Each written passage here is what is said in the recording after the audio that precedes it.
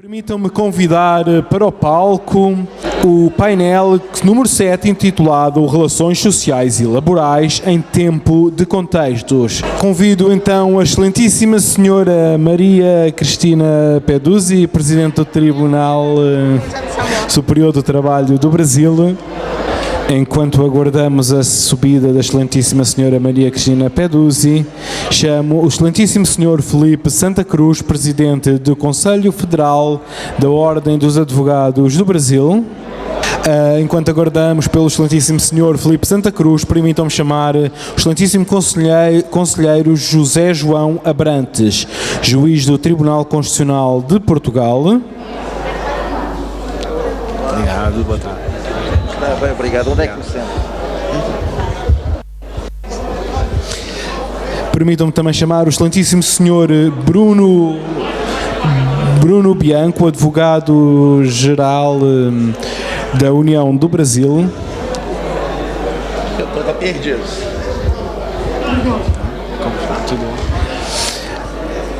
E para fechar este painel, o excelentíssimo senhor Dr. Pedro Romano Martínez, professor catedrático da Faculdade de Direito da Universidade de Lisboa. Está.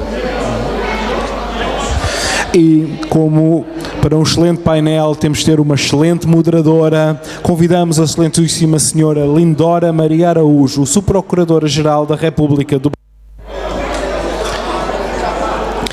Deixo aqui mais uma vez o meu apelo para tentarmos apresentações de 15 minutos, com uma exceção até 20 minutos.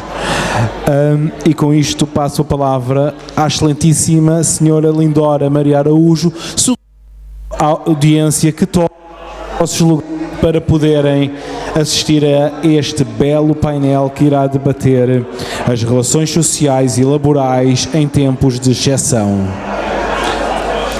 Excelentíssima senhora Lindora, a palavra é sua. Boa tarde a todos. É com grata satisfação que eu estou aqui presidindo esse painel de uma importância muito grande nesse momento, não só de crise, mas no momento atual e passado e futuro do país. E antes de tudo, eu quero cumprimentar esse evento, que é de uma magnitude muito grande, não só pelo atual tema, como futuro, que ele não vai só guardar esse evento nesse momento, mas quanto às palestras que nós temos ouvido, como semipresidencialismo, presidencialismo, pandemia, desemprego, todas as crises que nós estamos passando, como ouvimos agora, todos esses casos de matéria constitucional, Congresso Nacional, presidente, as matérias todas são de uma maturidade muito forte e tem mostrado que o país, tanto ouvimos agora Espanha, Portugal, Brasil, eles têm tratado de assuntos muito parecidos. O que aconteceu no Brasil, aconteceu em Portugal, aconteceu na Espanha. Então, nesse momento, eu queria cumprimentar todos vocês e gostaria de cumprimentar não só os participantes desse painel de uma importância muito grande, mas queria cumprimentar duas pessoas em particular. O subprocurador-geral da República, o nosso vice-procurador-geral eleitoral, professor doutor Paulo Gustavo Gonet Branco, e representando todos os estudantes, não só de Portugal como do Brasil, o estudante de Direito agora fazendo um estágio em Roma, que veio especialmente para esse encontro, esse evento, esse Fórum Lisboa-Brasil, o nosso estudante querido João Paulo Gonet Branco. Então, eu queria, em nome deles dois, cumprimentar todos que estão aqui nesse auditório e, desde logo, dar início a esse evento, passando a palavra à nossa ministra, nossa excelente e amiga, eu posso dizer, de muitos anos, foi minha colega de faculdade na Universidade Federal do Rio Grande do Sul e também no Colégio Sevinhê, no Rio, Porto Alegre. Então, há muitos anos nos conhecemos, então, para mim é um prazer especial. A doutora Maria Cristina, presidente do Superior Tribunal do Trabalho no Brasil, mestre em Direito, em Direito, Estado e Constituição pela Universidade de Brasília. Passo imediatamente a palavra. Boa tarde.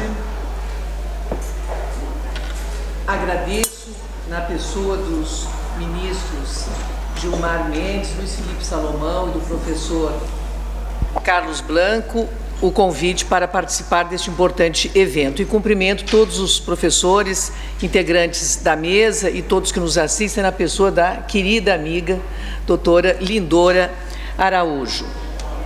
Senhoras e senhores, o tema tem sido, sob diversos aspectos, examinado durante este importante evento.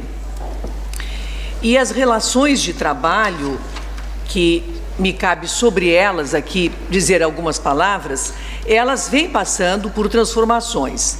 E a mudança de paradigma advinda da Revolução 4.0 e que foi catalisada pela pandemia da Covid-19, alterou também substancialmente as demandas por trabalho. Algumas profissões foram valorizadas, como aquelas da área de saúde, da área científica, supermercado, setor de entrega de alimentos, e outras foram desativadas. E a crise econômica que foi gerada pela pandemia da Covid-19 alterou de forma profunda o mercado de trabalho. Então, além de nós enfrentarmos, e o próprio mundo, não só o Brasil, enfrentar a quarta revolução industrial, desde 2008 os países já vinham enfrentando essa crise econômica em nível internacional e global, sem precedentes. E fomos, com a pandemia da Covid-19, houve um fator, portanto, catalisador que acentuou demais essas transformações, como, por exemplo, a prática do teletrabalho, que era uma exceção e que, apesar de estar disciplinada na CLT desde 2017, ela passou a ser regra a partir de março de 2020, para todos aqueles que puderam enfrentar a pandemia trabalhando por esse meio. E, enfim, além das mudanças estruturais na organização dos serviços, e nós fomos aí também alcançados por medidas de higiene, de segurança, além do próprio trabalho remoto, que importou uma readaptação nos modos de prestar o trabalho, adequando inclusive o número de empregados às necessidades de consumo, a própria queda na receita das empresas e a própria queda na prestação de serviços. Então, no primeiro momento da pandemia, a Justiça do Trabalho recebeu inúmeras demandas que envolviam o tema da rescisão contratual. Então, foi o que predominou no ano de 2020, foram ações postulando verbas rescisórias, depósito, levantamento do fundo de garantia, 13º, férias proporcionais. Por quê? Porque a rescisão de contratos foi uma realidade que é iminente. Hoje, já no ano de 2021, predominam ações judiciais de naturezas diversas. Então, há uma mutação nas demandas e nas prioridades. Hoje, nós estamos discutindo sobre obrigatoriedade ou não da vacinação, as consequências que elas provocam, a necessidade ou não do uso de máscaras de proteção, a necessidade ou não do retorno ao trabalho presencial. Então, um movimento simultâneo, de substituição do trabalho humano, pela inteligência artificial, né, o uso da computação, da cibernética, a regimentação da mão de obra, não mais pelo vínculo tradicional da relação de emprego, mas por meio das plataformas digitais, com a utilização dos algoritmos, né, a chamada uberização, todos esses fenômenos e o próprio desenvolvimento da tecnologia para nós continuarmos prestando os nossos serviços, não só o Poder Judiciário, mas toda a economia ganhou fôlego e ganhou envergadura neste período. E no tocante à inteligência artificial, né, que ganhou projeção após a Segunda Guerra Mundial e se materializou inicialmente nos computadores modernos, ela ganhou uma envergadura e ela constitui hoje a tecnologia capaz de criar comportamentos humanos, né? O professor José Roberto Afonso, que esteve aqui palestrando, né, e é um estudioso que está em Lisboa, brasileiro, ele constata, né, que a tecnologia vem ganhando cada vez mais espaço, né, desde as tarefas mais mecânicas, como os robôs que limpam as casas, mas elas se caracterizam hoje pelo procedimento, não mais pela máquina em si, mas pela máquina que produz um comportamento semelhante ao comportamento humano. E esta expansão da inteligência artificial, ela ganhou maior importância ainda neste período de pandemia, comprometendo ainda mais o mercado de trabalho e alcançando o comércio, a indústria, a agricultura, os diversos setores em que os serviços são prestados, a própria produção. E nós temos um exemplo da assistente pessoal digital Siri, né, de inteligência artificial, Alexa, e no próprio Poder Judiciário, todos os tribunais têm desenvolvido sistemas que substituem o trabalho humano. Nós temos no TST um sistema de inteligência artificial chamado BenTV, que desenvolve, atua na gestão para facilitar a gestão dos processos dos gabinetes e hoje faz seleção de matérias, verifica a tempestividade, enfim, trabalhos que eram antes efetivados pelos seres humanos.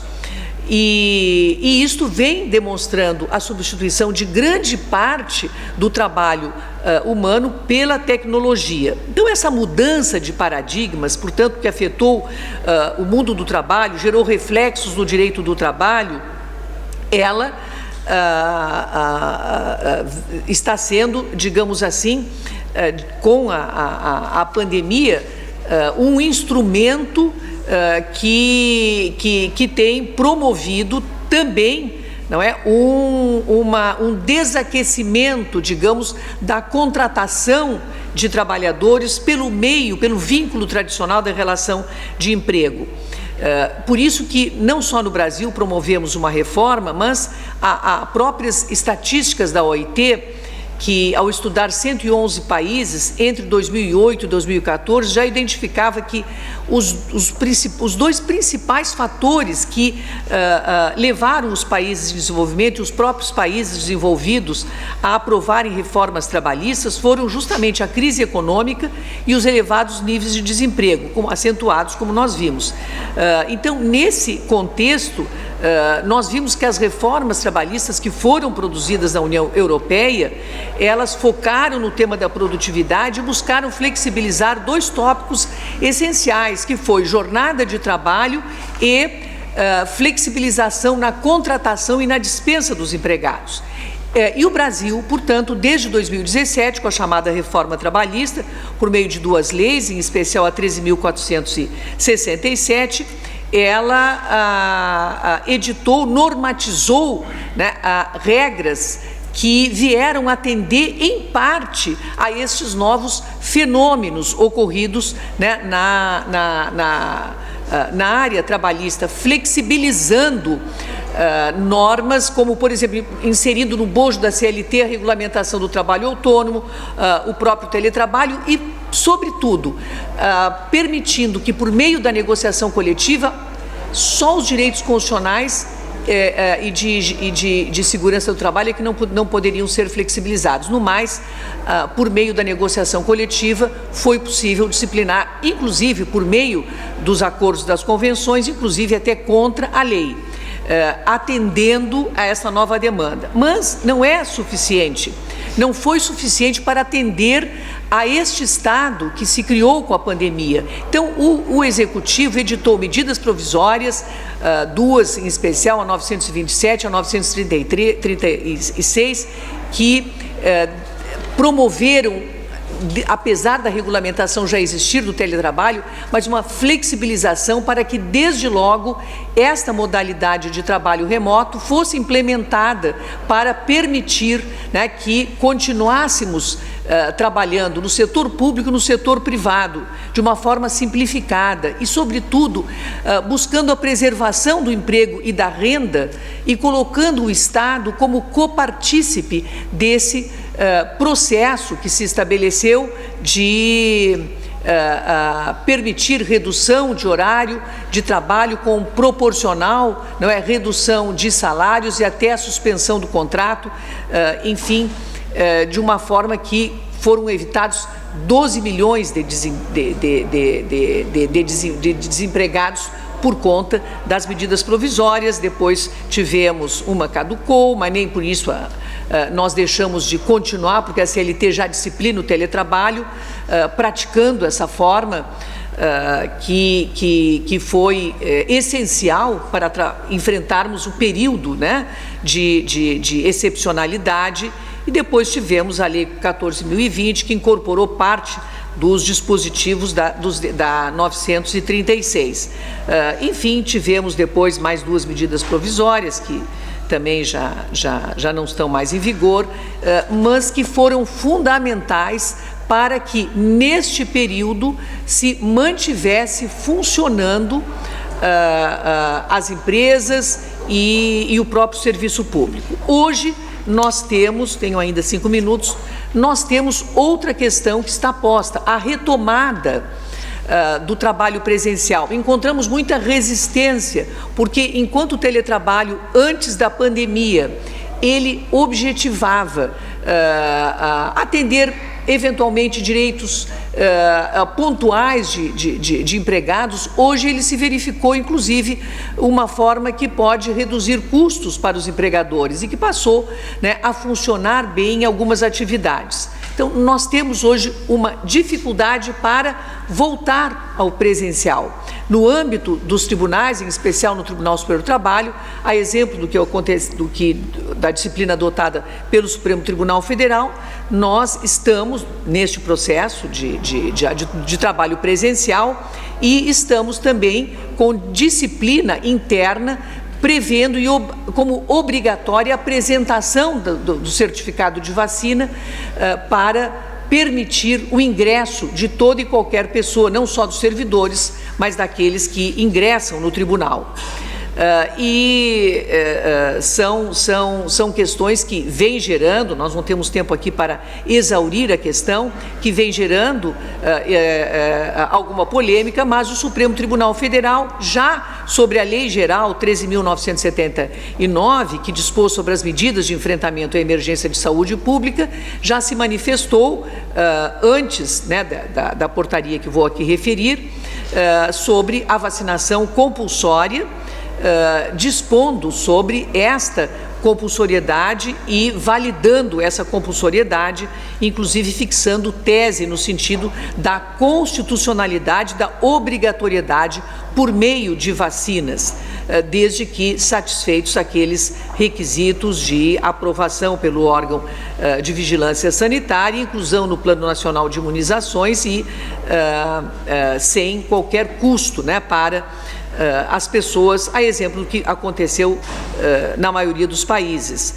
Mas o certo é que nós tivemos recentemente uma portaria do Ministério do Trabalho e da Previdência que considerou prática discriminatória a demissão por justa causa em razão da não apresentação do certificado de vacina, quer para admissão, quer para a manutenção dos empregos. Mas o Supremo Tribunal Federal, por meio de decisão, a questão foi imediatamente judicializada em 4 ações de descumprimento de preceitos fundamental e o ministro relator, Luiz Roberto Barroso, deferiu uma medida liminar e suspendeu a eficácia dos dispositivos que dispunham no sentido de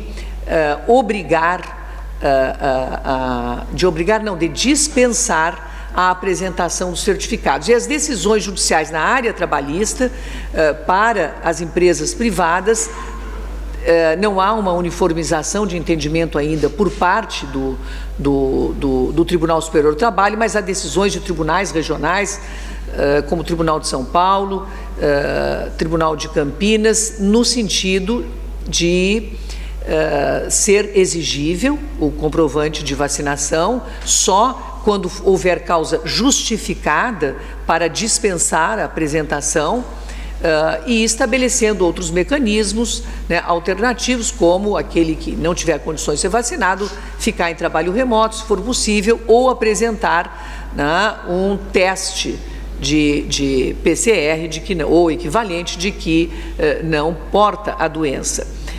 E a tendência tem sido de validar os procedimentos com base na decisão primeira que referi, geral, do Supremo Tribunal Federal, quando examinou a constitucionalidade de dispositivos da Lei 13.979, e dessa forma tem prevalecido, portanto, a obrigatoriedade da apresentação da vacina. O meu tempo está esgotado e eu apenas concluo dizendo que é um momento difícil, mas acho que enfrentamos momentos piores, né, enquanto a pandemia estava vigente. Hoje estamos numa fase de recuperação e sempre somos capazes de enfrentar as dificuldades e vamos superar essas dificuldades num comportamento que, sem dúvida, vem exigindo a colaboração de empregados, de empregadores e do próprio governo, como ocorreu com a edição,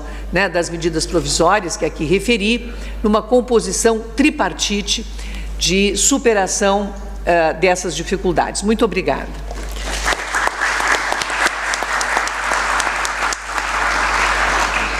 Agradeço à ministra Maria Cristina.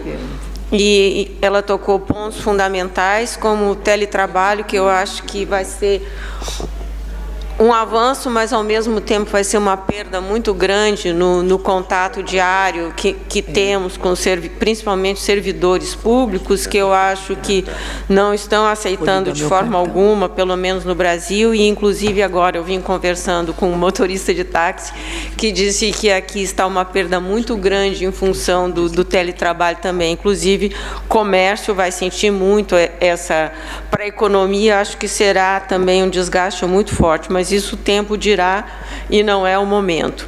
Mas, de qualquer maneira, no Brasil, o Tribunal Superior do Trabalho tem sido um alívio para todos, tanto empresários como trabalhadores, mas principalmente empresários que vêm realizando uma situação muito drástica na primeira instância, e quando chega no tribunal ele sente um certo alívio, porque a maneira de examinar os dissídios e todos os outros problemas trabalhistas são dissolvidos de uma maneira bem mais legalista e dentro do rigor e do trabalho mais fundamentado de todos os ministros. Bom, imediatamente, primeiro eu queria agradecer a presença do ministro Gilmar Mendes, que é uma honra estar aqui nesse painel, e também do ministro Luiz Felipe Salomão, que está aqui, mas o ministro, ele não estava aqui no início, mas esse encontro, esse fórum está sendo,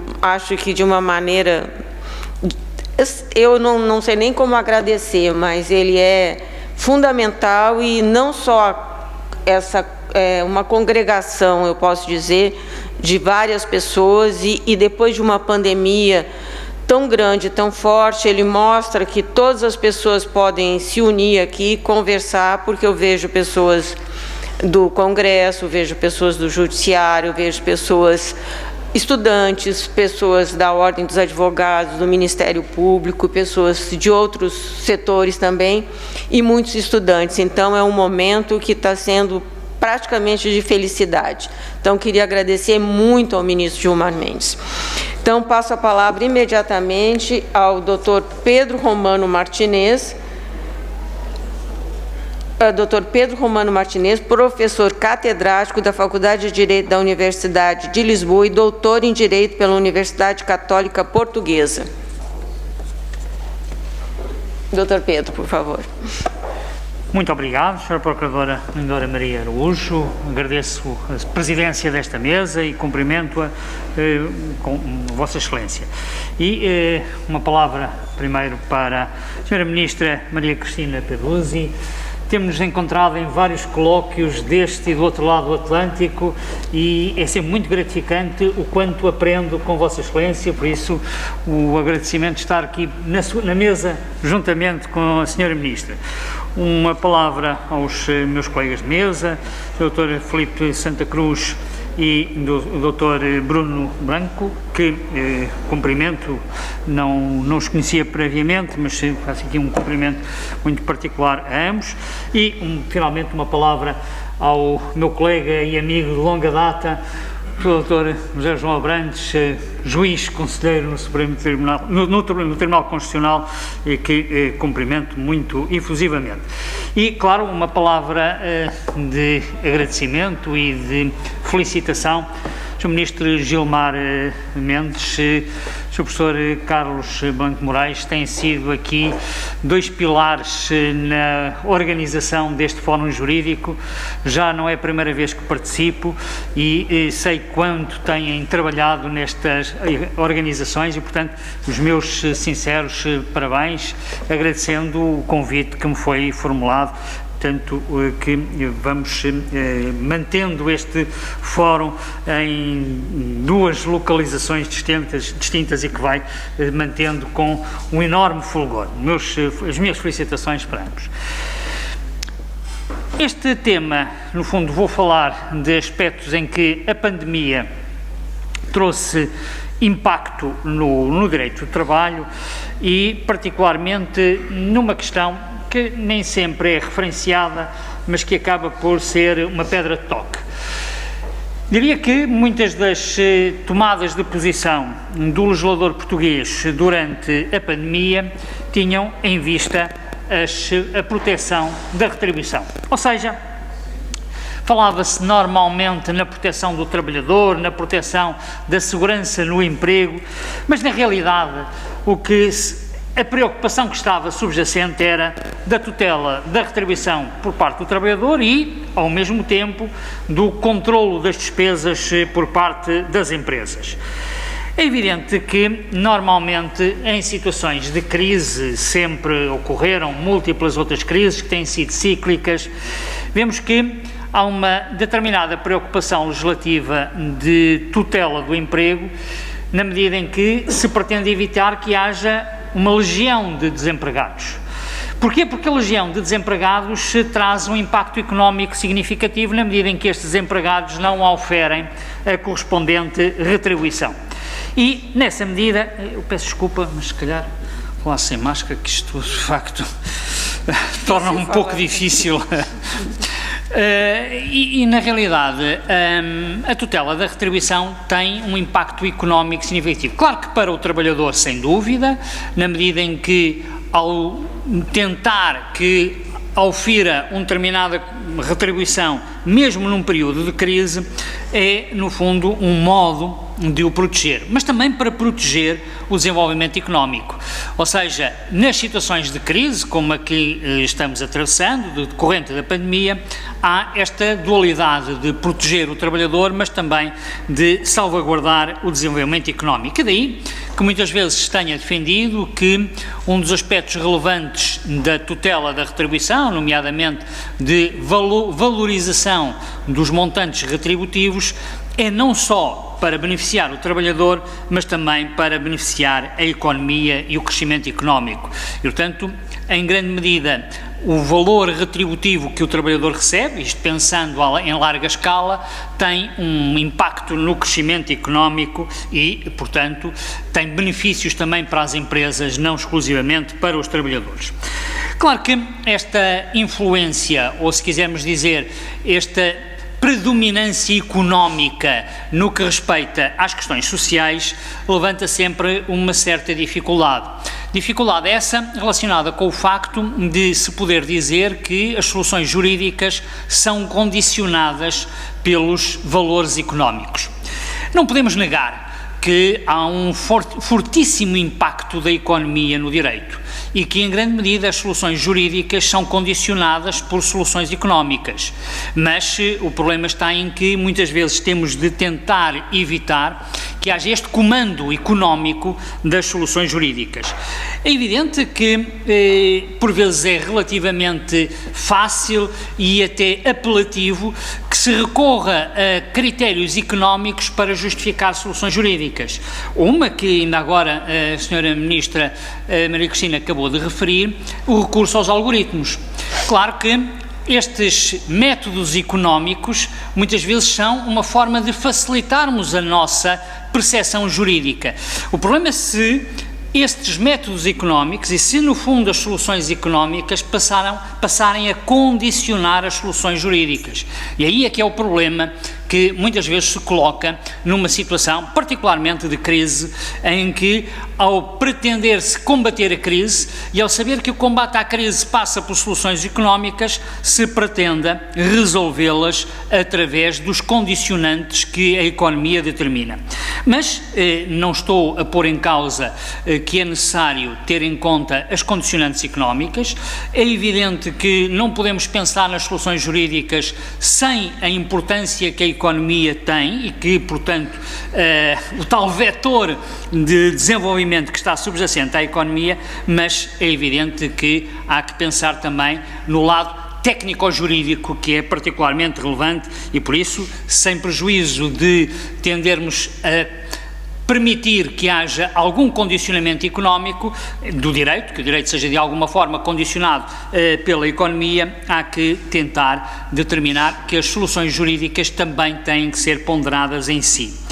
Relativamente à pandemia e durante a pandemia, as formas que o legislador português utilizou para conseguir resolver alguns destes aspectos, nomeadamente a questão da perda salarial, que era sem dúvida um dos aspectos relevantes, foi a de, perante situações em que era difícil a manutenção dos postos de trabalho, pelo menos na situação tradicional, implementar duas medidas. A primeira, a de permitir, até impor, no sistema jurídico português até foi imposto, o trabalho à distância, o designado teletrabalho.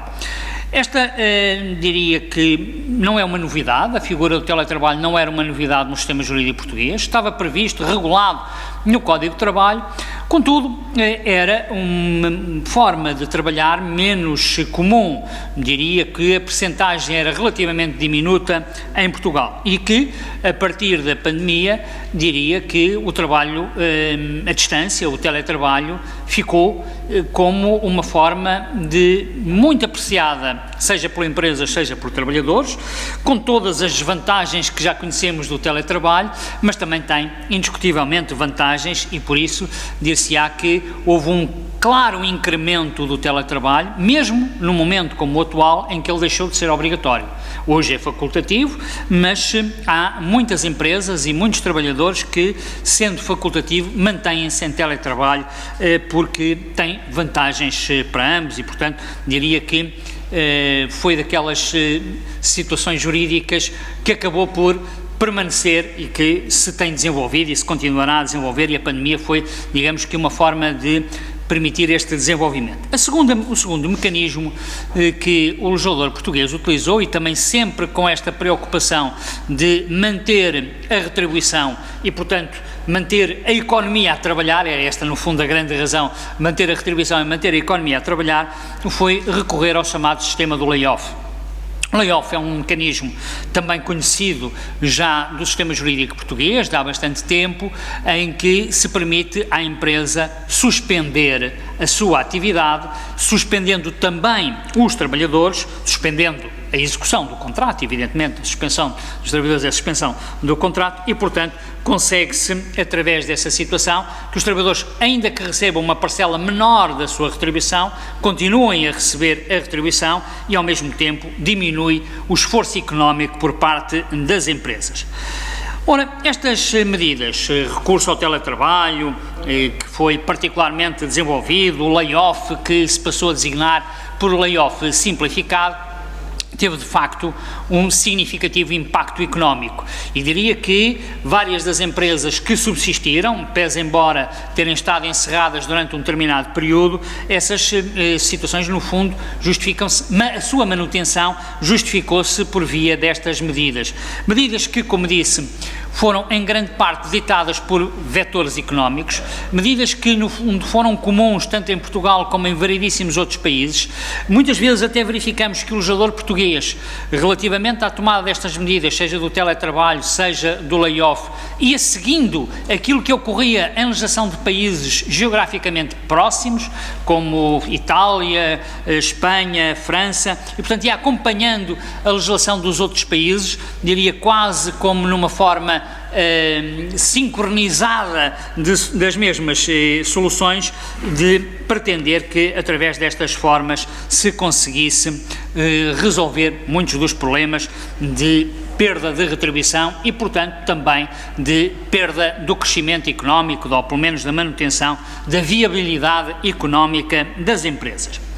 Mas nesta perspectiva, nem todas as soluções no âmbito da pandemia, e diria soluções de fundo, porque do ponto de vista técnico-jurídico há variedíssimas críticas que se podem fazer às soluções erráticas que foram sendo tomadas pelo governo português relativamente à resposta à crise pandémica, mas estava a dizer, como respostas, como questões de fundo, há que referir que também nesta mesma perspectiva, perfeitamente louvável, de tutela do emprego e de, portanto, manter o pagamento da retribuição aos trabalhadores e, por isso, também de manutenção da solvabilidade económica empresarial, foi proibida durante um determinado período o exercício do direito de despedir trabalhadores. E, portanto, houve um período, particularmente para empresas que beneficiavam de proteção económica, nomeadamente decorrente do layoff, estavam impedidas de despedir trabalhadores. A formulação jurídica não foi a melhor, ainda que, como disse, é perceptível a justificação é razoável, contudo, não se, diria que não foi bem conseguida a solução, ainda que perceptível que a empresa que beneficia de vantagens económicas pagas pelo Estado, não possa, durante um determinado período, despedir. Claro que isto está a interferir na atividade empresarial, na autonomia privada das empresas, mas dir-se-á que é uma contrapartida de quem recebe uma determinada prestação.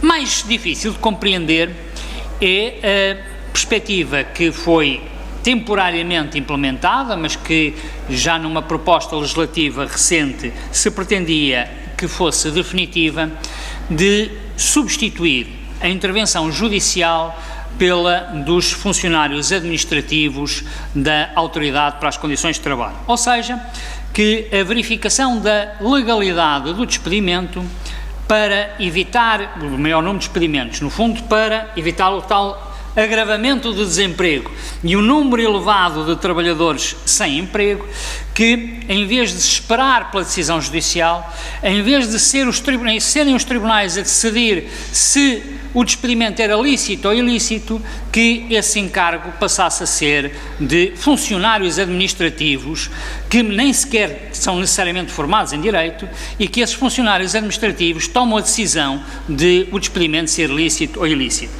Diria que a solução da suspensão administrativa dos despedimentos que o Governo estabeleceu de forma, como disse, temporária por hora, mas que se vislumbra que possa vir a ser definitiva, substituindo os juízes por funcionários administrativos, que podem nem sequer ter formação jurídica, é uma solução totalmente inconstitucional. Mas, de facto, a razão é sempre esta: pretender-se que não haja desempregados, pretender-se que haja pagamento de retribuição, que, no fundo, a economia se desenvolva. Não sei se, através de métodos económicos, se pode justificar soluções inconstitucionais, isto é, no fundo, se as razões económicas subjacentes, que são válidas, podem justificar que a solução jurídica seja inconstitucional. E por isso é que, sem prejuízo de sabermos que as razões económicas podem ter significado relevante, mas teremos sempre de pensar que a sua implementação deve passar por um crivo apertado jurídico, e esse crivo não pode permitir, nomeadamente, situações de inconstitucionalidade, mas se calhar não é só a inconstitucionalidade o único travão às intervenções jurídicas que sejam ditadas por vetores económicos. Muitíssimo obrigado pela vossa atenção.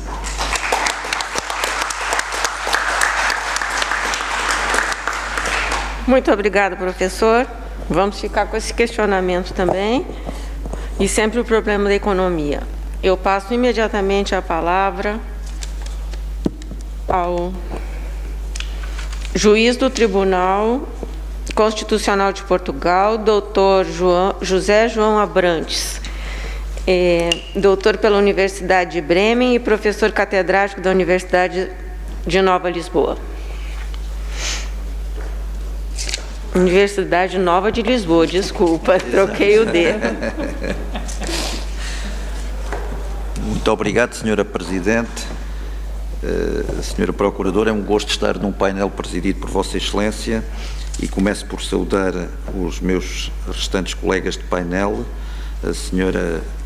Ministra Maria Cristina Peduzzi, o meu querido amigo e colega de longa data, professor Pedro Romano Martínez, que já intervieram ambos e que focaram alguns pontos que eu também tinha aqui para falar e que, portanto, facilitaram nessa medida ou dificultaram a minha tarefa, e naturalmente também os restantes membros desta mesa, o Sr. Dr. Filipe Santa Cruz e o Sr. Dr. Bruno Bianco. É um gosto e uma honra estar neste painel. E, sobretudo, é um gosto e uma honra participar neste fórum jurídico, e, por isso, queria apresentar as minhas felicitações aos coordenadores deste fórum e apresentar as minhas saudações e o meu agradecimento por esta oportunidade de participar, ao Sr. Ministro Gilmar Mendes e ao meu querido amigo e colega de muito longa data, o Sr. Professor Carlos Blanco de Moraes, e também ao Sr. Ministro Luís Filipe Salomão. É de facto um gosto e uma honra enorme estar neste fórum, e agradeço-vos e saúdo pelo êxito deste fórum, que se vem repetindo com grande sucesso.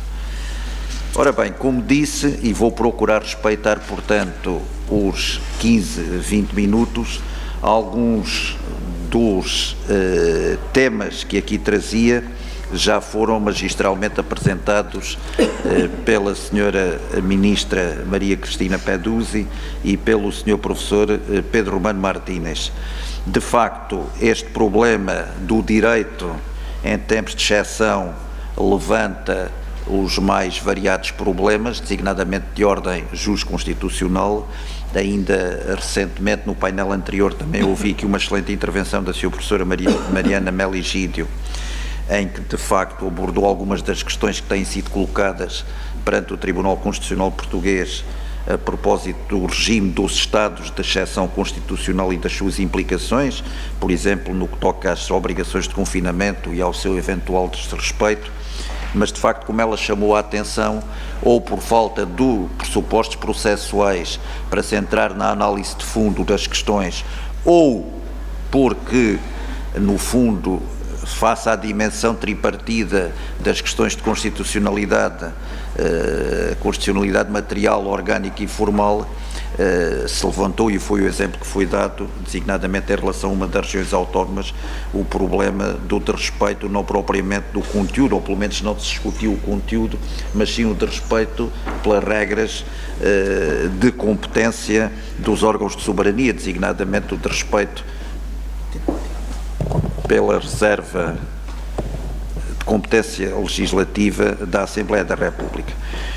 Não vou também perder aqui muito tempo com alguns aspectos com os quais, aliás, estou de acordo, que foram focados e muito bem pelo Sr. Professor Pedro Romano Martínez, designadamente, enfim, toda esta legislação de emergência de apoio às empresas que foi provocada pelas repercussões económicas da pandemia e essa possibilidade entre esses apoios de recurso a um layoff simplificado, chamado simplificado, mas que no fundo se baseava no essencial ou se aproximava do layoff tal como já está regulado em termos gerais no Código do Trabalho, em que se visava fundamentalmente manter os postos de trabalho e mitigar situações de crise empresarial, no fundo a preocupação não só da manutenção do salário dos trabalhadores, mas também da saúde das empresas, enfim, na medida do possível, fazendo no fundo repercutir sobre a segurança social, portanto sobre os contribuintes, parte do pagamento dos salários e, portanto, poupando assim também essas despesas à empresa.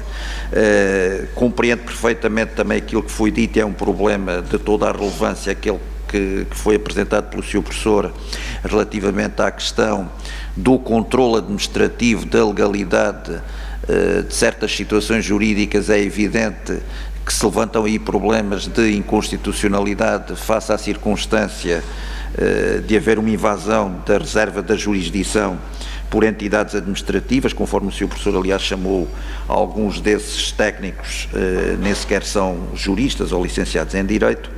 Relativamente à questão dos despedimentos, eu penso que, de facto, faz todo o sentido que se tenham proibido as empresas que beneficiem destes apoios de proceder a despedimentos, mas, de facto, o método legislativo seguido, ou, enfim, a formulação da lei, a redação da lei, levanta muitos problemas, para já em relação às questões de deixar de fora outras questões de cessação do contrato de trabalho que não são propriamente recondutíveis ao despedimento, mas levantando também outras questões de despedimentos que se tenham processado na iminência da recepção dos apoios ou então já depois de passar aqueles períodos em relação aos quais era feita valer a proibição dos despedimentos. Mas, enfim, tudo isso são questões sobre as quais não quero perder muito tempo, vou concentrar mais a minha atenção em dois aspectos. Primeiro, a generalização do trabalho à distância, a generalização do teletrabalho.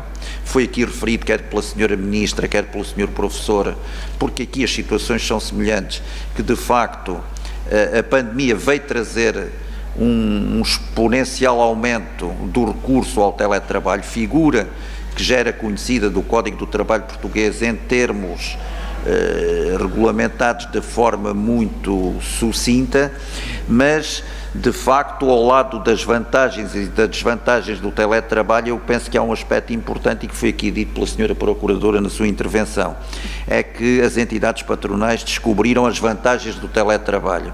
Aquilo que em Portugal era um fenómeno que aparecia muito reduzidamente, de repente tornou-se exponencial e de repente temos a dificuldade de haver obstáculos ao regresso à situação de normalidade do trabalho presencial, porque eu penso que o grande recurso ao teletrabalho tem a ver muito com esses aspectos de as entidades patronais terem descoberto as vantagens que podem ter, designadamente, portanto, com o embaratecimento dos custos de produção. O teletrabalho levanta problemas não só do ponto de vista da relação individual, mas até da relação coletiva, a consciência da falta do outro, da falta do coletivo, mas em relação às questões da relação individual, sobretudo a questão da interferência do trabalho com a vida pessoal e com a vida familiar.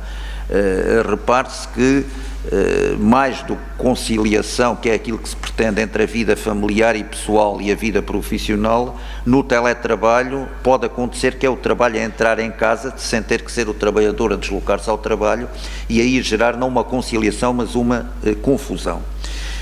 Para além disso, o aspecto mais importante, também já salientado nas brilhantes intervenções anteriores, que saúdo, mais uma vez pela sua excelência, é o acentuar decisivo do algoritmo no trabalho. Isto trazendo atrás de si a digitalização, possibilitando uma nova organização do trabalho caracterizada pela difusão maciça de mecanismos de monitorização e controlo da atividade do trabalhador, quer dos tempos de trabalho, quer da atividade prestada em teletrabalho a partir do domicílio do trabalhador. Eu vou procurar ser muito sucinto para não ultrapassar o meu tempo, só dizer que nesta matéria, em relação ao controle da atividade prestada em teletrabalho a partir do domicílio do trabalhador, importa ter presente as regras, designadamente os artigos 20 e 21 do Código do Trabalho, embora os meios utilizados possam ser privados e não serem propriedade do empregador, possam ser até do trabalhador, o que impõe precisamente maior cautela na imposição de algumas medidas, mas mantendo-se aqui, portanto, a regra que deriva precisamente desses artigos do Código do Trabalho português, a regra geral de proibição de utilização dos meios de vigilância à distância com finalidade de controlar o desempenho profissional do trabalhador. Isto também se aplica ao trabalho à distância. Aliás, a mesma conclusão sempre se chegaria à mesma conclusão pela aplicação dos critérios de proporcionalidade que devem presidir à restrição de direitos fundamentais, de acordo designadamente com o artigo 18, número 2 da Constituição Portuguesa e também o artigo 335 do Código do Trabalho, porque a utilização de tais meios não pode implicar restrições desnecessárias e excessivas da vida privada do trabalhador. É assim que soluções tecnológicas para controlar a distância do desempenho do trabalhador podem não ser admitidas, como, por exemplo, os softwares que, além do rastreamento do tempo de trabalho e de inatividade do trabalhador, registram as páginas da internet visitadas, a localização do terminal em tempo real ou a captura de imagens do ambiente de trabalho, enfim, toda uma série de situações que recolhem dados pessoais dos trabalhadores de uma forma excessiva, promovendo, no fundo, um controle muito mais detalhado do que aquele que é realizado no contexto da prestação do trabalho pelo trabalhador nas instalações do empregador. Ora, está aqui em causa não só o princípio da igualdade entre os trabalhadores em teletrabalho e os restantes trabalhadores, mas também, naturalmente, a proibição do excesso enquanto uma das dimensões ou vertentes mais importantes dos critérios de proporcionalidade que presidem à delimitação das restrições dos direitos fundamentais. Não é também admissível, por exemplo, impor ao trabalhador que mantenha as câmaras de vídeo permanentemente ligadas, nem em princípio será de admitir a gravação de teleconferências entre o empregador ou os dirigentes e os trabalhadores, isto sem prejuízo de que é um poder da entidade patronal, é um direito da entidade patronal controlar naturalmente a atividade do trabalhador. É o poder de qualquer credor controlar, fiscalizar o cumprimento dos deveres do devedor e também aqui neste contrato, que é um contrato sinalagmático bilateral. Bom, enfim, levantam-se aqui outro tipo de problemas, designadamente a compatibilidade do recurso a estes instrumentos de controle e de vigilância com obrigações de sigilo e confidencialidade, deveres de proteção de dados pessoais e prevenção de ciberataques. Portanto, há aqui também um controle que é necessário até para a própria entidade patronal se poder precaver contra este tipo de riscos e até podendo-se levantar questões de responsabilidade civil do empregador que tem que ser acautelada perante clientes, trabalhadores, fornecedores ou parceiros pela violação dessas obrigações de sigilo ou de confidencialidade. Quanto ao controlo dos tempos de trabalho, aqui a regra continua a ser a mesma, as ferramentas de controle de vigilância dos trabalhadores, do tempo de trabalho dos trabalhadores, devem estar desenhadas de acordo com o princípio da privacidade, não recolhendo mais informações do que as necessárias para a prossecução daquelas finalidades. Penso que aqui o importante que temos que ter presente é a ideia de direitos fundamentais como limites dos poderes patronais e a salvaguarda dos valores do direito à privacidade e do direito à separação entre a vida privada e a vida profissional, a garantia da segurança e saúde no trabalho, o direito à desconexão ou o direito a desligar, que mais do que um direito do trabalhador é sobretudo um dever do empregador e também do próprio trabalhador. Recentemente foi aprovado, a propósito do teletrabalho, uma regra que foi aprovada a semana passada, já depois da dissolução da Assembleia da República. Foi aprovada no Parlamento uma nova regra que estatui que o empregador tem o dever expresso de se abster de contratar o trabalhador no período de descanso, ressalvadas as situações de força maior, e consagrando expressamente que o trabalhador não é obrigado a atender a chamadas ou responder a e-mails fora do horário de trabalho.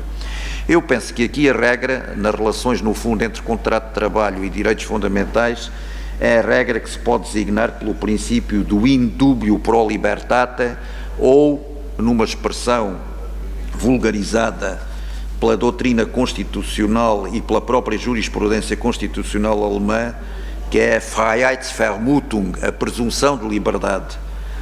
Ou seja, que a regra será a liberdade, serão os direitos fundamentais, designadamente o direito à privacidade, que só em situações absolutamente excepcionais pode ser limitado, restringido, e sempre de acordo com os critérios de proporcionalidade, tal como constam no número 2 do artigo 18 da Constituição, havendo ainda que ter naturalmente presente o número 3 do artigo 18 da Constituição Portuguesa, sob a garantia do conteúdo mínimo essencial. Esta parece-me que é a questão mais importante, de que eu falaria ainda a propósito da vacinação, que é um outro aspecto muito importante, que hoje também está em discussão, tal como está no Brasil e conforme tem sido discutido. Eu vou passar aqui por certos aspectos que têm a ver com o próprio papel da contratação coletiva na consagração de alguns aspectos de garantia de direitos à privacidade, ao direito a desligar, à segurança e saúde no trabalho, a nível, por exemplo, do teletrabalho. Vou só muito telegraficamente falar de um outro problema trazido pela digitalização, que é o problema das plataformas digitais. Quantos? 2 minutos? Bom, então vou passar por cima disso e a falar da uberização do trabalhador, e enfim, e também de alguns impactos da digitalização na contratação coletiva, mas ia falar propriamente na questão da vacinação, e aqui a senhora Procuradora, a senhora Ministra, facilitou-me a vida, porque de facto eu tinha aqui as referências precisamente ao tal julgamento do Supremo Tribunal Federal e inclusivamente às expressões utilizadas pelo Ministro Luís Roberto Barroso. Também tinha aqui a referência a um acórdão do TRT, do Tribunal Regional do Trabalho da segunda região, portanto de São Paulo, não é? Conheço bem, aliás, o de São Paulo e o de Campinas, que aliás foram referidos. Mas, portanto, o problema de saber, e isto é uma hipótese admitida pelo próprio Conselho Económico e Social da União Europeia, a possibilidade de, apesar de a vacinação contra a Covid-19 ser voluntária, de as empresas poderem, por exemplo, sancionar os trabalhadores que a recusem, em último caso, indo até ao despedimento com justa causa. Bom, eu pouco irei acrescentar ao que já foi dito magistralmente pela senhora Ministra, mas diria, e era aqui que eu voltaria a esta questão do encontro entre os direitos individuais, designadamente à liberdade de consciência, enfim, à liberdade pessoal, e os interesses de terceiros e os interesses da comunidade, e o direito à saúde e o direito à saúde pública, que deve, em princípio, prevalecer. Deve haver uma ideia de prevalência do interesse coletivo sobre os direitos individuais, até porque também estou a pensar, até penso que é no próprio Supremo Tribunal Federal ou no Ministério Público do Trabalho brasileiro que se faz referência que a própria vacina pode, em certos casos, ser equiparado àquilo que na legislação do trabalho se chama um equipamento de proteção individual, não é? O EPI, como se diz no Brasil, exatamente, cuja recusa seria possível de enquadrar na linha B do parágrafo único do artigo 158 da CLT, como falta grave. Pronto, por aí. Mas eu o que queria dizer fundamentalmente é que eu poria aqui mais uma vez a questão em termos dessa relação entre a tal Freiheitsvermutung, a presunção de liberdade, presunção que aqui pode ser elidida, nos termos gerais, presunção de liberdade pode ser elidida. Portanto, a liberdade individual aqui a ser elidida pela prevalência do interesse coletivo e, mais concretamente, do direito à saúde e do direito à saúde pública. Só uma breve referência em relação ao direito português.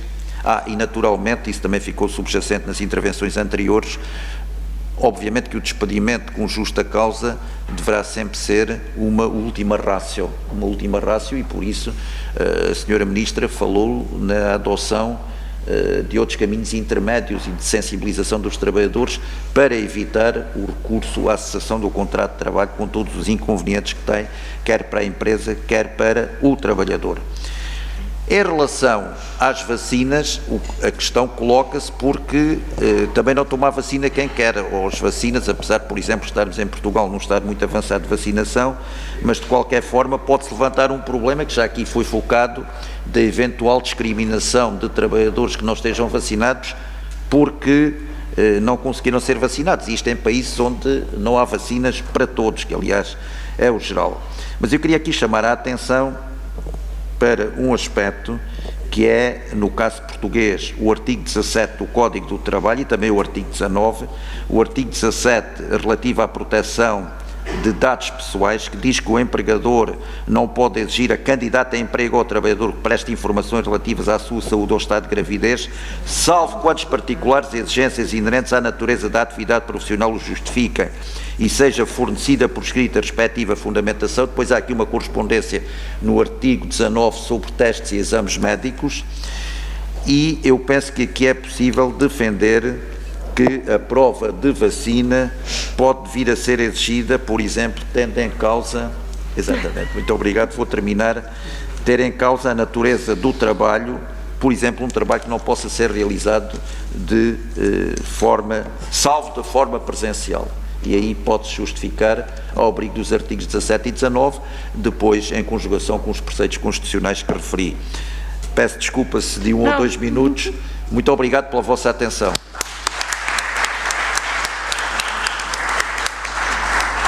Eu agradeço, só peço desculpa, mas é que tem outro painel a seguir. Então, agradeço muito ao senhor e passo de imediato a palavra ao doutor Bruno Bianco, que é advogado-geral da União do Brasil, mestre em Direito pela Universidade de Marília. Pois não, muito obrigado, uma boa tarde a todos.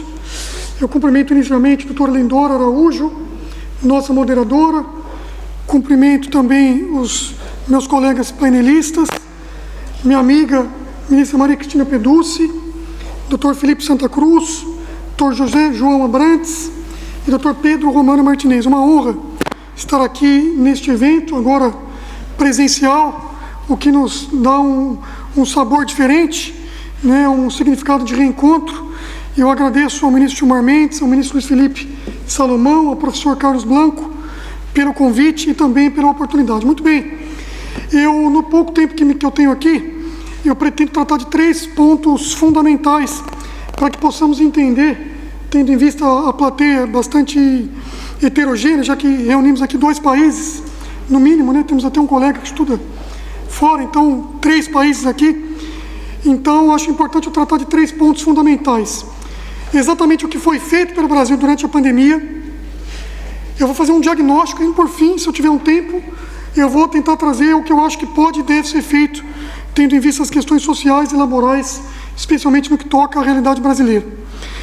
No entanto, para que eu possa tratar dos 3 temas, eu tenho que fazer uma introdução rápida de 1 minuto, lembrando o que foi feito no início do governo para que pudéssemos tratar de maneira muito franca as questões relativas fundamentalmente a trabalho e previdência. E lembro aqui que Rogério Marinho, o ministro, está aqui conosco, foi quem, ao meu lado, fez com que nós pudéssemos implementar essas políticas. Inicialmente, no que toca à questão trabalhista, nós buscávamos e buscamos e fizemos na prática o incremento da reforma trabalhista. Então, a segunda fase de uma reforma trabalhista buscava o incremento de questões específicas, agora questões infralegais. Já havíamos feito uma reforma bastante significativa no que toca à questão legal, nas mudanças da CLT, e buscamos uma mudança rápida e efetiva do ponto de vista infraconstitucional, revisões de normas regulamentadoras de saúde e segurança do trabalho.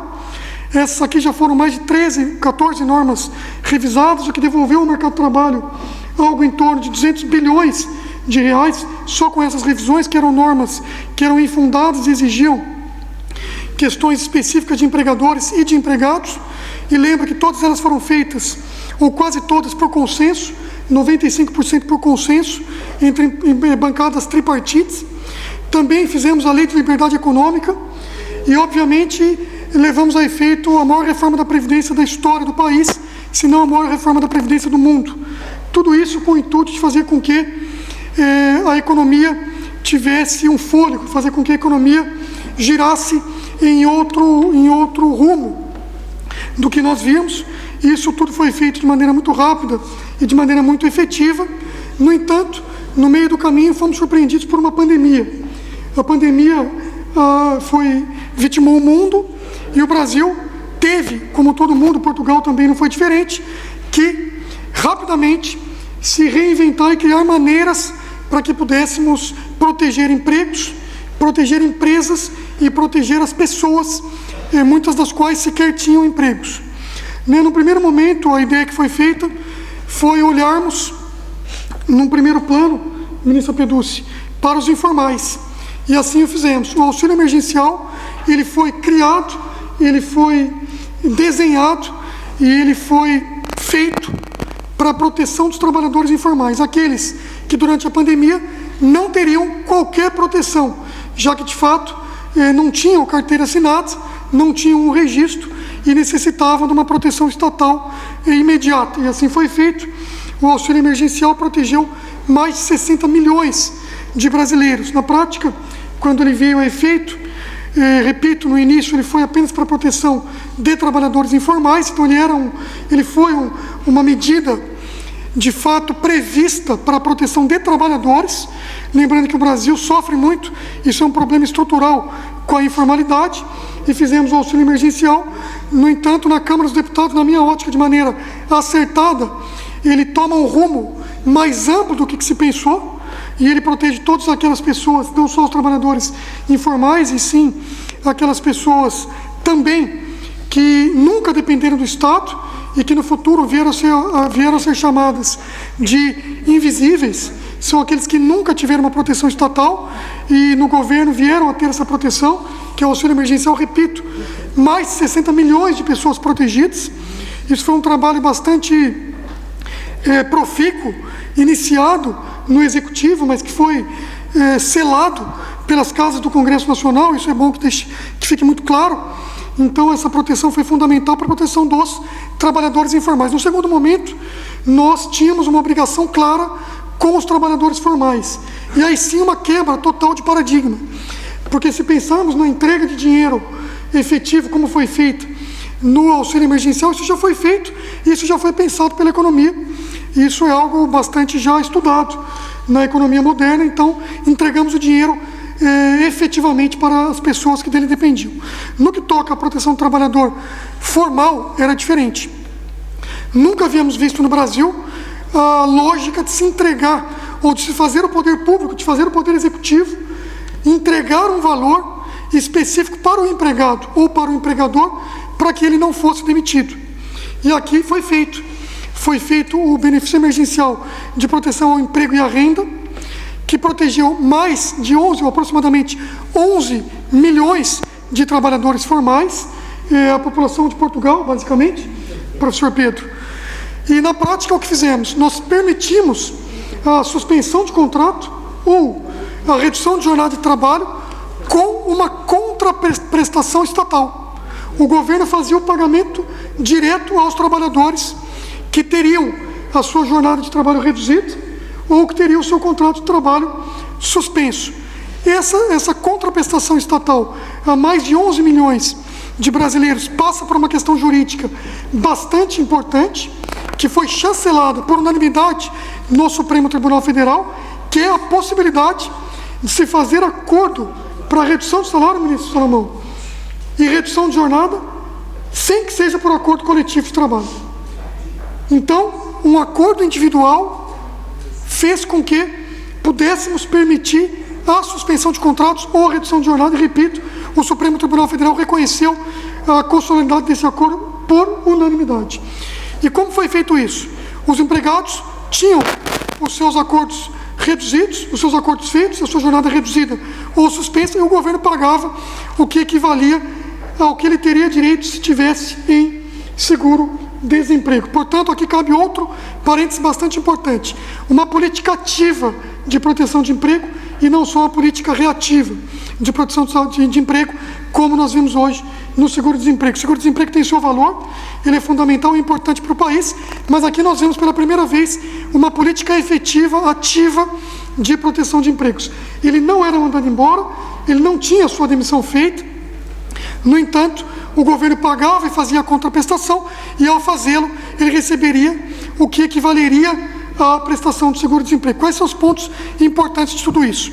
Sempre, sem exceção, a hora de trabalho desse empregado, ela era majorada, porque seja na redução de jornada, seja na suspensão de contrato, ele tinha uma redução da prestação de serviço e recebia algo equivalente ao valor que ele permanecia trabalhando, ou, no caso de suspensão, não receberia nada do empregador, mas receberia, ou recebeu, melhor dizendo, a parcela efetiva do seu seguro-desemprego. Portanto, em todos os casos, nós tínhamos uma majoração da hora de trabalho do empregado. Isso é muito importante, repito, algo que foi tido constitucional pelo Supremo Tribunal Federal. Também foram feitas outras medidas, e agora não mais quanto às questões de pagamento de valores, especialmente ao trabalhador, mas sim medidas de simplificação trabalhistas. A ministra Peduzzi já bem citou, mas especialmente medida provisória 927 e medida provisória 1046, que trouxe simplificações para o contrato de trabalho, simplificações do que havia, do que há previsto na consolidação das leis do trabalho, tendo em vista o período de exceção. Trago aqui rapidamente alguns pontos importantes dessas simplificações: facilitação do teletrabalho, redução de todas as exigências previstas na CLT, antecipação de férias individuais e também facilitação de concessão de férias coletivas, isso é interessantíssimo, possibilidade de acordos individuais, possibilidade e flexibilização também dos bancos de horas, suspensões de exigências administrativas quanto à saúde e segurança de trabalho. Também, professor Pedro, trouxemos uma flexibilização, uma simplificação da utilização do layoff, mas lembro aqui que ele foi pouco utilizado, já que o BEM, que é o benefício emergencial, ele é muito parecido com o layoff, mas mais simples e mais efetivo, no caso brasileiro, e também a possibilidade de teletrabalho, ou melhor, de cursos por EAD. Então, o teletrabalho mais simplificado e a possibilidade do layoff com a utilização de cursos via EAD. Também trouxemos aqui um diferimento de todos os pagamentos do FGTS, o que é fundamental porque trouxe fôlego para as empresas. Trouxemos também a antecipação de benefícios previdenciários e também do abono, que são benefícios pagos àquelas pessoas que já estão aposentados ou aos pensionistas. Aproximadamente, no caso da Previdência, duas tranches, dois pagamentos, um de 50 bi e um de 31 bilhões, na conta direta dos aposentados e pensionistas, e no caso do abono, algo em torno de 13 bilhões em antecipação para os trabalhadores, que tem ali um 14º, vamos dizer assim, o que seria o caso do abono, trazendo aqui para uma realidade, numa fala mais simples. O bem, eu já trouxe aqui alguns números efetivos, a proteção de aproximadamente 11 milhões de empregos e de empregados.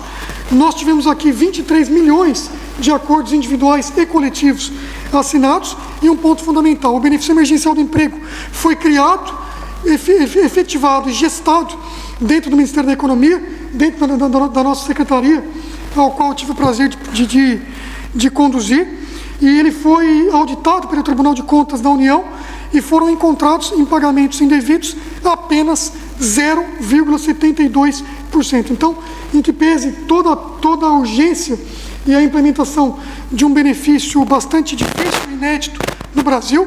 Ele é, para que os senhores tenham uma ideia, 200 vezes maior do que o último programa de proteção de emprego que teve no Brasil, e foi feito de maneira caseira, e nós só encontramos aproximadamente 0,72% de pagamentos indivíduos. Portanto, um sucesso que fez com que pudéssemos proteger muitos empregos. O resultado efetivo disso nós vemos nos dados do CAGED. Neste ano, o CAGED já tem um número positivo de vagas formais de trabalho em torno de 2.500.000 vagas de trabalho, de criação de vagas de trabalho. Portanto, em um ano de pandemia, em um ano de crise, em um ano de dificuldades, não obstante todos os problemas que enfrentamos, o Brasil segue gerando emprego, obviamente, por conta de todas as medidas tempestivas que o país fez no sentido de preservação de emprego e de renda. Deixa eu ver o meu tempo aqui. Eu tenho aqui mais 5 minutos, eu agradeço, doutora Lindora.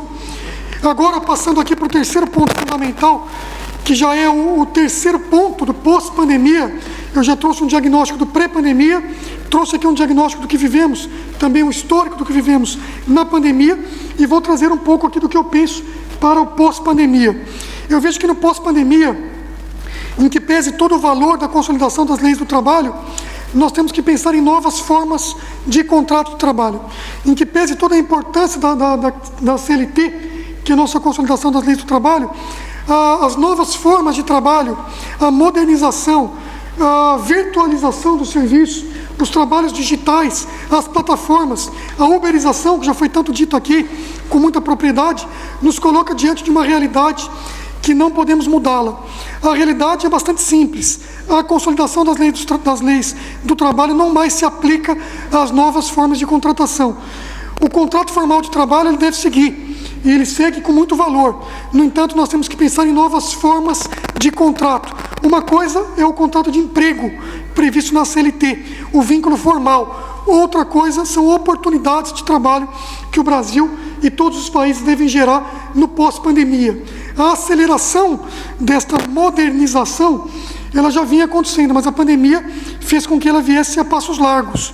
Então, nós temos que criar novas formas de contratação que possam se adequar às novas realidades. Trago aqui um recente julgamento do Supremo Tribunal Federal, que reconheceu que os profissionais de salões de beleza, o ministro Gilmar Mendes teve um voto muito importante nesse caso, e foi reconhecido que os contratos de trabalho não são contratos que trazem necessariamente uma formalização. Pode-se haver novas formas de contratação. Também a questão relativa aos motoristas de aplicativo, nós propusemos, no caso, que os motoristas de aplicativo fossem ou tivessem a possibilidade de se filiarem ao regime previdenciário como microempreendedores individuais. Isso é fundamental também. Eu defendo também, de maneira acadêmica, eu defendia de maneira muito clara quando estava na secretaria, mas agora que não mais estou, não posso falar isso de maneira institucional, mas do ponto de vista acadêmico eu posso fazê-lo, a criação do microempreendedor digital, ministra Peduzzi, que é nos moldes do MEI, que é o microempreendedor individual, fazer com que as pessoas possam, dentro das suas realidades, terem uma certa formalização. Qual é o ponto muito positivo de tudo isso? A informalidade assola o Brasil. Nós temos hoje um problema sistêmico no Brasil de aproximadamente 30 milhões de pessoas que vivem no mercado informal. Então nós temos a obrigação, ministra Peduzzi, de pensarmos maneiras de inclusão dessas pessoas no mercado de trabalho e também inclusão previdenciária. Muito pouco se fala disso. A inclusão no trabalho faz com que a pessoa tenha direito a se incluir também na Previdência.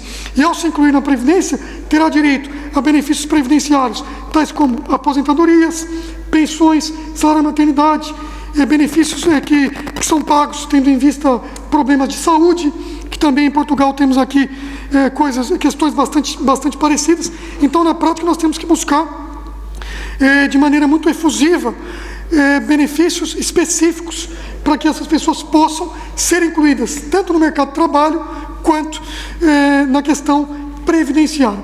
Na prática, já caminhando para o meu final, eu queria deixar aqui algumas reflexões. A reflexão bastante simples é a seguinte: nós não mais conseguiremos, com o avançar da sociedade e das novas formas de contrato de trabalho, adequarmos exatamente o contrato formal de trabalho a essa nova realidade. Então, a reflexão que eu deixo é que possamos, para o futuro, pensar em conjunto e aproveitar momentos como esse que nos proporcionam diálogos bastante francos e institucionais, obviamente, também muito acadêmicos, para que pensemos e possamos trazer para as realidades dos nossos países novas oportunidades, novas formas de trabalho, em que pese temos aqui que sempre nos ocuparmos de buscarmos cada vez mais a proteção e a geração de empregos formais, também temos um compromisso formal e institucional de buscarmos a formalização e vagas de trabalho para aquelas pessoas que sofrem com a informalidade. Era isso que eu tinha que dizer e agradeço uma vez mais a oportunidade e a atenção de todos.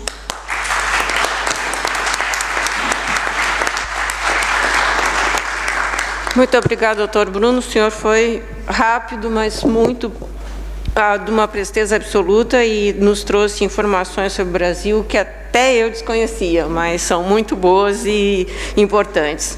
E eu queria agradecer a presença do ministro Marco Belize e também agradecer ao doutor Sidney Gonçalves, que tem sido uma pessoa incansável nesses dias. Muito obrigada, doutor Sidney. E sem fazer nenhum outro comentário, porque estamos muito atrasados, eu passo a palavra ao doutor Felipe Santa Cruz, que é presidente do Conselho Federal da Ordem dos Advogados do Brasil e mestre em Direito e Sociologia pela Universidade Federal Fluminense. Boa tarde a todos. Eu quero inicialmente cumprimentar a nossa mediadora, a doutora Lindora Araújo. Quero cumprimentar, pedir vênia aqui aos 3 outros demais homens da nossa mesa, cumprimentando-os, para cumprimentar os palestrantes na pessoa da ilustre representante da Advocacia Nacional no TST, a presidente Maria Cristina Peduzzi, a quem agradeço reiteradas vezes e publicamente. Vou contar um pouco a mais um episódio que vivemos nessa pandemia, mas agradeço demais o diálogo franco com a advocacia. Cumprimentar os nossos organizadores, o ministro Gilmar Mendes, o ministro Luiz Felipe Salomão, vejo o ministro Beluzzi, cumprimentar o meu querido amigo Sidney Gonçalves, agradecendo a parceria permanente entre a Ordem dos Advogados do Brasil e a FGV, parceria tão importante, né, Sidney? Vivemos períodos difíceis na pandemia, tendo que cuidar da situação de milhares de jovens que sonham em ingressar na advocacia. Foram períodos difíceis, mas eu agradeço demais o trabalho realizado pela FGV e o teu trabalho. Quero fazer isso aqui publicamente, porque o elogio privado, né, é aquele que não... O bom é o elogio público. Quero cumprimentar a advocacia e todos que nos assistem, na pessoa do eterno presidente do Conselho Federal, o doutor Marcos Vinícius Furtado Coelho, querido irmão, que foi muito importante durante essa pandemia. O problema de uma mesa tão qualificada de ser o último a falar é que, obviamente, tudo de relevante já foi dito, né? Mas eu vou ficar dentro do tema. E na fala do doutor Bruno Bianco, eu ganhei aqui uma chave metodológica, porque o desafio era falar em 15 minutos de questões tão complexas, né? Esse desafio ainda está de pé, mas vou usar a divisão que o doutor Bruno fez durante a pandemia e do pós-pandemia. Primeiro, pré-pandemia no nosso tema, né? Questões sociais, efeitos laborais. Primeiro, nós temos aqui que fazer uma distinção, que é claro que um seminário desses, que reúne colegas de vários países, ele também precisa do nosso olhar, mesmo que à distância, para o Brasil, e algumas diferenças que devem ser tratadas. No ano de 2019, o nosso país, com todos os seus problemas, que são históricos, ele já fez parte da lista dos 10 piores lugares do mundo para se trabalhar, os 10 piores lugares do mundo para se trabalhar, e era o 4º país em número de acidentes de trabalho no mundo. Então, nós temos uma realidade do mundo do trabalho brasileiro que não permite que possamos fazer uma analogia direta com a realidade de Portugal ou a realidade da Espanha. E ingressamos já com esse quadro, um quadro de precarização, um quadro de falta de estrutura do mercado de trabalho, de uma profunda transformação. Veja bem, isso não é aqui algo conjuntural do governo A, B ou C, é uma transformação que o mundo do trabalho vem vivendo em todo o mundo, mas obviamente com sintomas ainda mais agudos no país, com a profunda desigualdade que marca a sociedade brasileira. Se é verdade que na virada do século, e aqui eu ouvi várias vezes a palavra modernização, ouvi várias vezes a palavra flexibilização, todos esses conceitos ganharam um conteúdo positivo, né? Apesar da academia, e aqui lembro, para não para não fugir, o pensamento de Richard Sennett, que diz que esses conceitos que trazem em si uma ideia positiva, porque todos nós queremos ser flexíveis diante dos problemas. O que é flexível? É a capacidade que tem um corpo, uma pessoa, um objeto de se dobrar ao vento e voltar após isso à sua posição original. É uma capacidade de resiliência, flexibilidade. Então, se todos esses conceitos são vistos sobre um primado, digamos assim, positivo, nós também temos que saber que eles, nos 20 anos desse novo século, trouxeram também uma série de angústias aos seres humanos, né? A falta de longo prazo, a falta de estabilidade, a falta de projetos com segurança efetiva de vida, a falta de projetos que possam ser passados e de valores que possam ser passados de pai para filho sobre o mundo do trabalho especial, que é um divisor de águas da existência de todos nós, e essa situação vai ficar extremamente aguda durante a pandemia. A pandemia no Brasil também não foi vivida, desculpem dizer de forma muito franca aqui, como disse o doutor Bruno, não foi vivida, ministro Zé Eduardo, da mesma forma que foi vivida na Europa. Primeiro nós enfrentamos a resistência, sim, sistemática, pontual, não, cotidiana, né, de setores do Executivo e do Supremo Mandatário do nosso país, a própria ideia de combate à pandemia. Né? Não é o tempo que vai fazer dourarmos a pílula do que aconteceu no Brasil nos últimos anos. Eu e Marcos Vinícius, por exemplo, na semana que mais morreram brasileiros na pandemia de Covid, a semana mais terrível da pandemia da Covid, gastamos a nossa semana, junto com o doutor Gustavo Binemboy, construindo um parecer sobre a bizantina discussão que tomou conta do mundo jurídico brasileiro e das redes sociais, do poder moderador das Forças Armadas.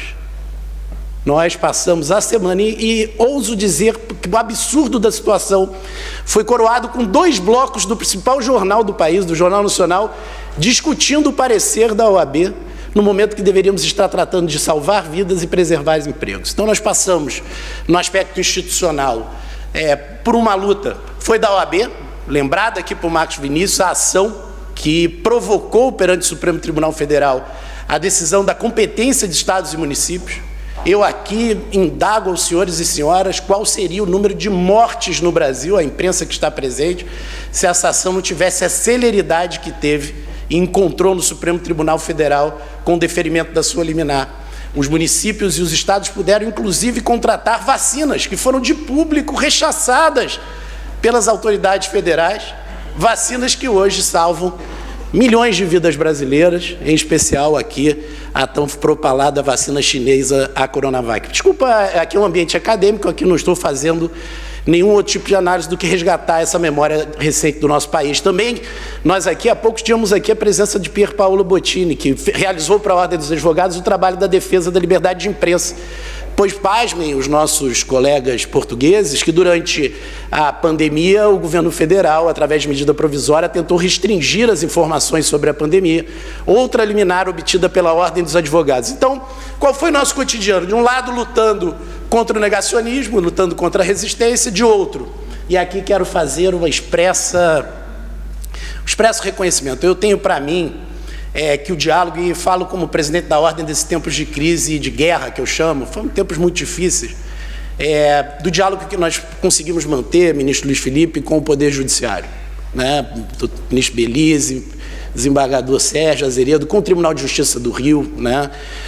Com o Supremo Tribunal Federal, no dia 12 de março, com a declarada situação de calamidade, que as pessoas deveriam ficar em casa, eu recebi a ligação do ministro Dias Toffoli e ministra Peduzzi, e estabelecemos ali, no 12 de março, a suspensão de todos os prazos, com a concordância da ordem, e o retorno dos prazos eletrônicos no dia 30 de abril, se não me engano, né? Cumprimos isso à risca. Eu lembro aí falando do aspecto positivo da modernização, que quando o ministro João Oreste Dallazen foi ao Rio de Janeiro, se não me engano, em 2012, transformar todas as varas do trabalho da capital do Rio de Janeiro, foi o primeiro lugar onde aconteceu isso, em varas eletrônicas, eu entrei em pânico, né, porque nós tínhamos que treinar 250 mil advogados. Eu não sei se todos sabem, mas a Ordem dos Advogados, por exemplo, no Rio de Janeiro, mantém mais de 220 locais com acesso à internet, servidores e funcionários que, treinados, ajudam a advocacia, em especial os mais velhos, a peticionarem, a viverem no mundo digital. Foi um enorme desafio e eu confesso aqui de público que fui crítico, muitas vezes, à velocidade desse desafio. Hoje agradeço a Deus, né? Agradeço a Deus e a essa iniciativa de homens e mulheres que foram ousados, porque foi possível, durante a pandemia, seguirmos trabalhando. O Supremo votou e julgou muito, o STJ, o TST, os tribunais regionais. É claro que há um novo mundo nascendo. Eu quero aqui, de público, agradecer à ministra Peduzzi, porque nos episódios mais marcantes que nós tivemos, ia voltar o trabalho de uma das turmas do TST, e a ministra Peduzzi aceitou a nossa sugestão, assim como o ministro Toffoli aceitou inúmeras sugestões da ordem que foram aprimorando o plenário virtual, e nós permitimos a sustentação em tempo real, né? Eu considero essa uma grande vitória. Hoje me emociono vendo, por exemplo, um advogado de um processo sem grande relevância econômica, mas para ele grande relevância, para aquele trabalhador grande relevância, que pode, de uma pobre cidade da Baixada Fluminense, da sala da OAB, sustentar um processo no TST, o que seria uma realidade absolutamente, né, Maurício, absolutamente inacessível a esse colega há alguns anos, né? Ele não tem dinheiro para ir a Brasília, as passagens no Brasil são muito caras, o deslocamento é muito grande, o país é continental. Então nós conseguimos avançar. Quero aqui, sendo muito breve, dizer que o judiciário permaneceu funcionando, a advocacia permaneceu trabalhando durante esse trabalho, durante esse período difícil, com essas duas missões, essa de defesa da sociedade, que eu entendo que foi muito importante, e defesa desses valores científicos, desses valores que nós entendemos que são primados da própria humanidade, da volta do humanismo, e essa que é o trabalho do advogado. Você vai agora perguntando quanto tempo eu já tenho? 13 minutos. 13 minutos. Então, concluindo no pós-pandemia, eu vou dizer que eu também não sou tão otimista com a situação atual do nosso país. O que restou nas grandes cidades brasileiras, e aqui também volto a dizer, uma situação muito mais complexa que não caberia nesses 15 minutos, são cidades tomadas pela precarização, né? Milhares de motoristas de bicicleta, moto, pessoas que entregam a pé comida, brasileiros corajosos que buscam voltar para casa com algum dinheiro para alimentar seus filhos. Nós temos uma precarização total, como dito pelo Dr. Bruno, um abandono da situação previdenciária do povo brasileiro. Então, se esse sujeito, se esse trabalhador corajoso cai numa das perigosas ruas do Rio de Janeiro, fica por conta própria, né? Fica por conta dele e de Deus a sobrevivência dos seus filhos. Temos um mundo do trabalho desarticulado, 19 milhões de brasileiros, 9% da população passam fome hoje, A população de Portugal também quase passa fome no Brasil. Temos metade da população brasileira em situação de risco alimentar, algo que é um retrocesso de décadas, e temos grandes desafios pela frente. Concordo com o doutor Bruno que a renda mínima é um desafio que deve ser respondido nos próximos meses. Sou crítico à PEC dos precatórios, isso é público. Entendo que transformar o Estado no devedor contumaz, deixando trilhões de dívidas para as futuras gerações, não é a saída apropriada, apesar de a saída apropriada é o apertar cinto de todos os setores da administração pública para fazer essa transferência de renda. Entendo, e aqui uso também a intervenção do professor Pedro, a quem parabenizo, que esse conflito, que foi claro aqui nessa mesa, entre a realidade do mundo econômico e a realidade jurídica, também deve ter de nós aqui, os operadores do direito, aqueles que têm um olhar desses problemas, que ligado à própria ideia de humanismo, também deve ter coragem para fazer escolhas políticas. E por quê? Nós vamos ter que fazer escolhas políticas nos próximos anos, e serão escolhas que enfrentarão esse conflito, e não será possível responder a esse conflito só com a lógica econômica. Eu lembro que há pouco tempo, na América Latina, o que se falava todos os dias, qualquer seminário que se permanecia, era sobre a situação do Chile. O que vemos hoje no Chile é um país em convulsão social, fazendo inclusive uma ousada escolha política de uma nova Constituição, com um olhar específico para aqueles que foram excluídos historicamente, em especial as populações indígenas. Nós também teremos que fazer essas escolhas sob pena de ingressarmos num período de grande crise social.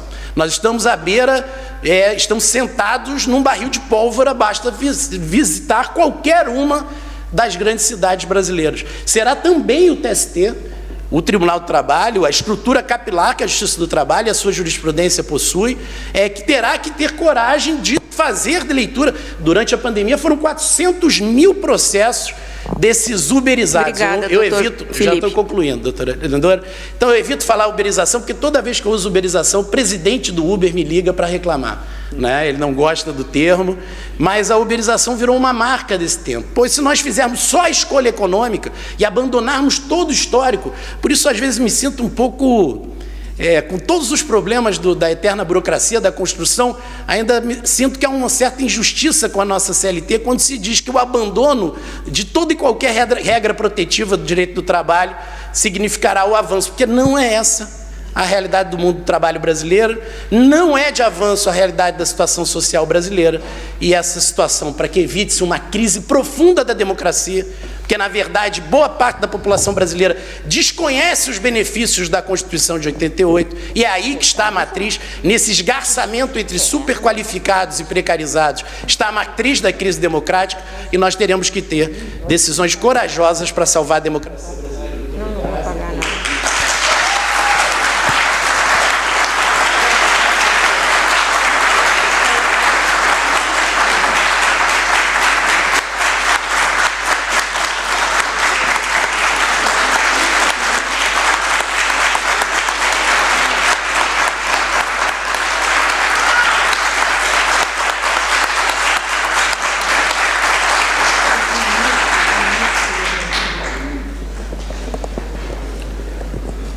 Bom, eu não entendi, não sabia que era um discurso político, mas, de qualquer maneira, eu agradeço a todos e dou por encerrada o painel.